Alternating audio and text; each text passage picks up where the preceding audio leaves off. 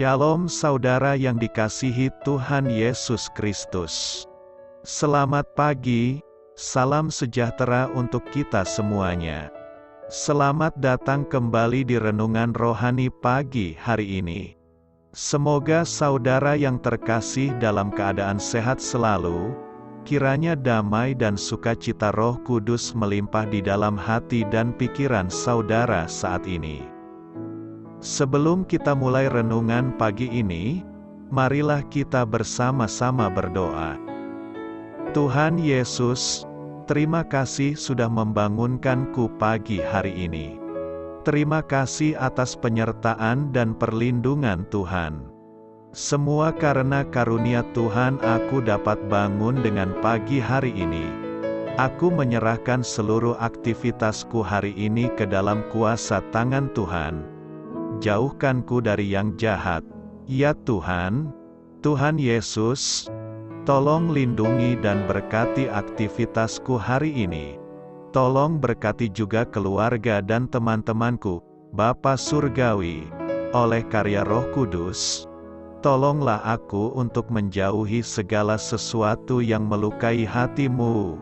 Ampunilah segala dosa kami, ya Tuhan. Dalam nama Tuhan Yesus, aku sudah berdoa. Amin.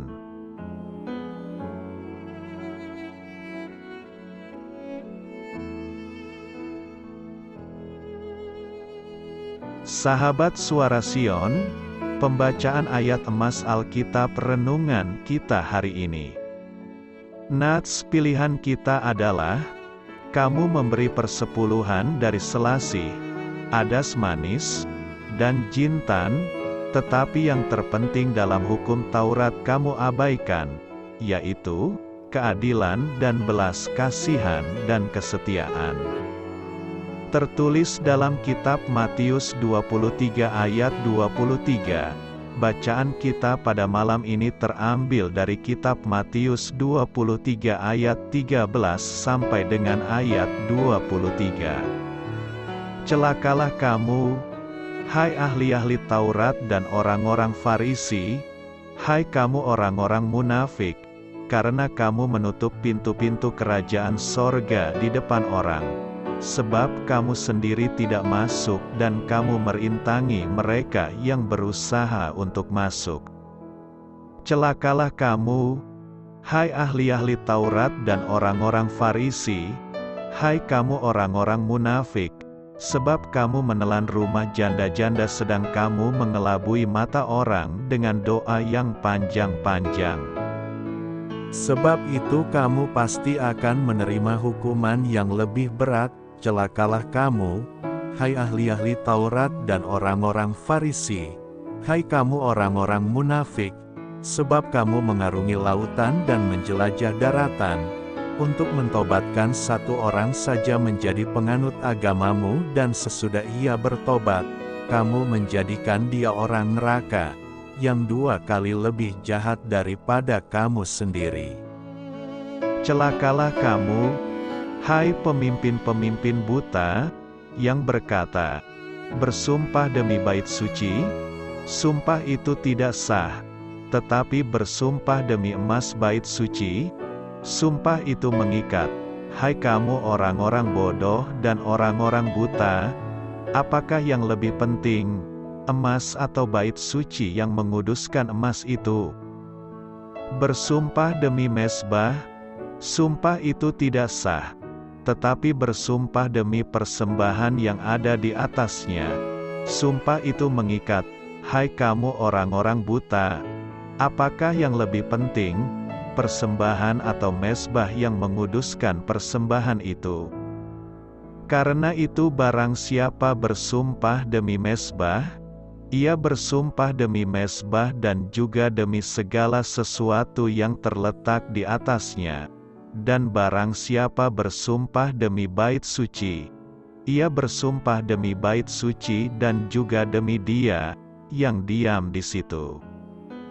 Dan barang siapa bersumpah demi sorga, ia bersumpah demi takhta Allah dan juga demi Dia yang bersemayam di atasnya.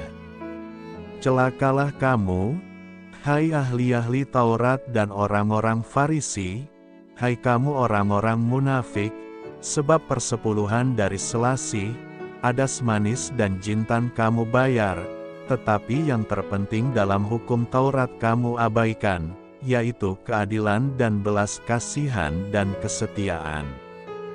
Yang satu harus dilakukan dan yang lain jangan diabaikan.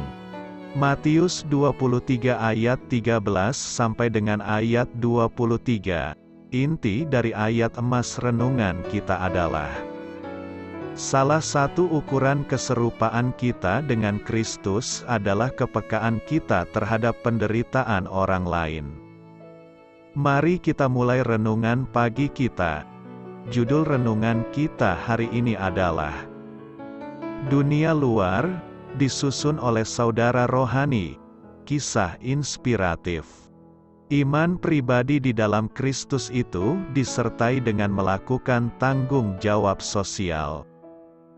Jika kita percaya bahwa Dia memerintah sebagai Tuhan atas sejarah, sama seperti Tuhan atas hidup kita masing-masing, kita jangan semata-mata berpusat pada dunia di dalam dan melupakan dunia luar. Membatasi kedaulatannya hanya pada pergumulan-pergumulan pribadi kita berarti merendahkan dirinya. Apakah yang kita nyatakan secara tidak langsung mengenai Sang Juru Selamat jika kita mencari kehendak Allah tentang pindah ke kota lain atau menikahi seseorang, namun tidak pernah mencari apa yang Dia pikirkan tentang kesulitan para tunawisma, hak-hak janin yang belum dilahirkan, atau persamaan ras. Memelihara kehidupan batiniah, betapapun pentingnya, terlalu sempit dan dangkal tanpa bergumul dengan masalah-masalah sosial. Kita harus memikirkan tanggapan yang diinginkan Kristus terhadap berbagai situasi tidak adil dalam masyarakat kita dan dunia secara umum. Di sisi lain, menekankan keprihatinan sosial tanpa menekankan pengabdian kepada Tuhan itu sama seperti menari di atas satu kaki. Jika kita memiliki komitmen kuat terhadap suatu tujuan namun tidak berkomitmen kuat terhadap Kristus, kita menukar kuasa Allah dengan kuasa politik. Orang-orang fasik menolak mengakui ketuhanan Kristus dalam berbagai keputusan mereka. Namun, alasan apakah yang dapat kita berikan sebagai orang-orang Kristiani saat kita lupa bahwa pemerintahannya atas dunia di dalam juga mencakup dunia luar? Amin. Marilah kita renungkan di dalam hati kita. Hal ini patut kamu ketahui. Salah satu kelemahan para pengkhotbah di gereja akhir-akhir ini adalah mereka tidak menyampaikan firman Tuhan secara holistik, namun hanya sepotong-sepotong atau parsial. Mereka cenderung menekankan pengajaran pada satu sisi, tetapi melupakan sisi yang lain. Sebenarnya praktik ini sudah terjadi sekitar 2000 tahun yang lalu, yaitu pada masa Tuhan Yesus hidup. Pada masa itu, di antara agama Yahudi, muncul orang-orang yang disebut sebagai ahli-ahli Taurat dan orang Farisi. Mereka berbeda dengan imam, yang berasal dari suku Lewi. Ahli Taurat adalah mereka yang merasa ahli dalam hal hukum Taurat, termasuk bagaimana cara menafsirkan dan lain sebagainya, sementara orang Farisi adalah mazhab di mana mereka mencoba melakukan hukum Taurat dengan konsisten tanpa kompromi. Seharusnya mereka ini adalah orang-orang yang lebih mengerti kehendak Allah, karena mereka juga sudah mengajar bangsa Yahudi di rumah-rumah ibadat. Namun dalam kenyataannya, Tuhan Yesus sering mencela mereka. Salah satu kritik Tuhan Yesus kepada ahli Taurat dan orang Farisi adalah bahwa mereka seringkali hanya menekankan satu sisi dari hukum Taurat, tetapi mengabaikan hukum Taurat yang lainnya. Kita dapat melihat bagaimana Tuhan Yesus mencela kehidupan para ahli Taurat dan orang Farisi, bahkan menyebutnya sebagai orang-orang munafik. Mengapa demikian? Karena mereka menekankan agar bangsa Yahudi menjalankan kewajiban agamanya, yaitu memberi persepuluhan dengan ketat. Hukum Taurat memang mewajibkan bangsa Yahudi, dulu bangsa Israel, untuk memberikan persembahan persepuluhan dari hasil tanah mereka kepada Tuhan, yang pada umumnya adalah gandum atau tanaman buah-buahan. Tetapi para ahli Taurat dan orang Farisi justru membuat hukum tersebut menjadi kaku, sehingga dari tanaman selasih, adas manis dan jintan. Memang tidak ada yang salah dengan memberi persepuluhan dengan ketat, sampai ke hal-hal terkecil. Tetapi akan menjadi aneh jika hanya itu saja yang ditekankan, sementara unsur yang lain tidak ditekankan, bahkan cenderung diabaikan. Dalam hal ini, Tuhan Yesus mengatakan bahwa ada 3 hal penting dalam hukum Taurat, yaitu 1. Keadilan, 2. Belas kasihan, dan 3. Kesetiaan. 3 hal ini harus dilakukan dan tidak boleh mengabaikan salah satunya. Para ahli Taurat dan orang Farisi sering hanya menekankan keadilan, tetapi melupakan belas kasihan dan kesetiaan. Di sisi lain, ada juga orang Kristen, bahkan pembicara atau pengkhotbah, yang hanya menekankan belas kasihan tetapi tanpa unsur keadilan, apalagi kesetiaan. Dalam hal ini kesetiaan mengiring Tuhan. Oleh karena itu, sangat penting bagi gereja untuk menekankan pengajaran yang benar secara seimbang. Jangan hanya fokus pada satu hal tetapi justru mengabaikan hal yang lain. Hidup kita harus diarahkan kepada hidup menaati kehendak Tuhan sepenuhnya. Hal itu hanya bisa dicapai jika kita juga telah mengerti firman Tuhan secara holistik dan tidak parsial. Jika tidak, maka kita sama seperti orang buta yang menepiskan nyamuk dari gelas minuman kita, tetapi unta yang ada di dalamnya justru kita telan. Janganlah menjadi seperti orang buta, tetapi biarlah mata kita menjadi terang oleh kebenaran firman Tuhan, sehingga kita dapat mengerti apa yang dikehendaki Tuhan secara utuh, dan melakukannya dengan setia dalam kehidupan kita di dunia ini.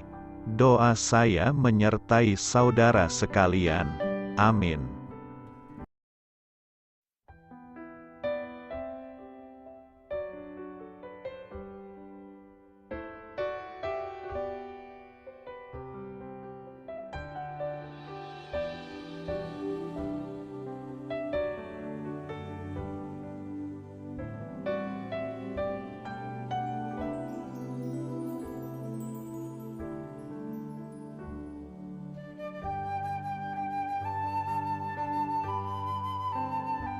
Marilah kita renungkan, sahabat pendengar, demikianlah renungan firman Tuhan di pagi hari ini.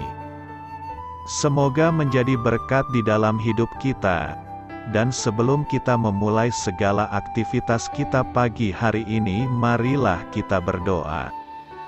Selamat pagi Bapa, malam hari telah berganti pagi, kehidupan baru telah Engkau berikan kembali bagi kami. Bapa Surgawi, tolonglah aku menyadari kebutuhan orang lain, supaya aku dapat membagikan apa yang telah Engkau berikan kepadaku. Pada saat aku membutuhkan, berilah aku keyakinan bahwa Engkau akan mencukupkanku, melalui orang-orang yang mengasihi-Mu. Bukan karena kami pantas atau layak, namun karena kasih karunia-Mu, kami boleh ada, sebagaimana kami ada di pagi hari ini. Terima kasih Tuhan, atas kesempatan baru yang telah Tuhan berikan kepada kami, untuk bisa memperbaiki diri agar kami bisa lebih layak di hadapan-Mu. Hari ini kami serahkan semua perkara dan kesulitan yang akan kami lalui ke dalam tangan-Mu. Biarkanlah kami bisa memuliakan-Mu dalam segala aktivitas yang akan kami lakukan. Amin. Biarlah firman Tuhan menjadi pengingat untuk kita semua, bahwa tuntunan dari Roh Kudus akan selalu memberi jalan keluar bagi setiap permasalahan hidup kita, dan memberi kedamaian di hati kita. Sampai jumpa di renungan pagi rohani Suara Sion berikutnya. Kiranya Tuhan selalu memberkati saudara semua hari ini. Amin. Shalom.